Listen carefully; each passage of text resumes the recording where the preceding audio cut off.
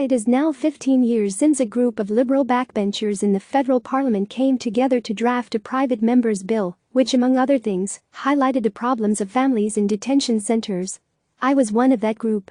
As a result, families were brought out of the razor wire boarded center and brought out into the community.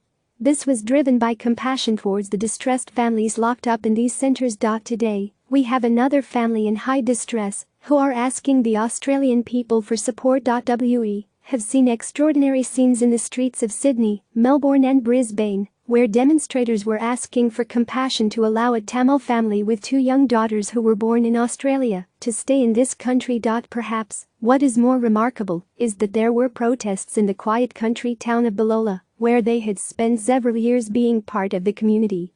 Queensland towns are not generally known to be part of any left-wing causes and are normally on the conservative side of the agenda. But the community had got to know the young couple and respect their hard work and efforts to integrate into the community.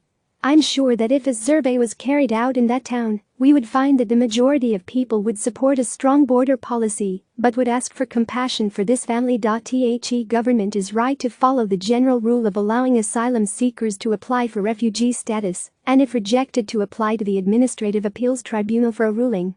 If the grounds put forward for the appeal are rejected, then they should be returned to the country of origin. However, there have been in the past many cases where the circumstances dictate that a ministerial intervention be requested, usually on humanitarian grounds. I personally have been part of a number of applications in the past, of which a number of cases have been successful.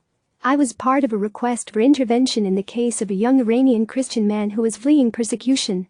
He is now an Australian citizen, a member of a local church, and my wife and I were invited to his wedding. Part of the problem is that the examination of asylum claims take far too long, and in the case of the young Tamil couple, it meant that they had children in Australia and became integrated in the Australian community.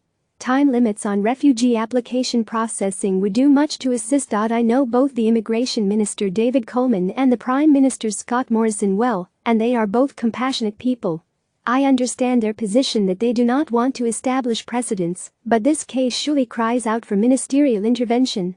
At the bottom line, Australians want their border safe and strong, but Australians are also known for their kindness, inclusiveness and compassion. It is time to let this young Tamil family and their 2 Australian-born daughters stay in Australia.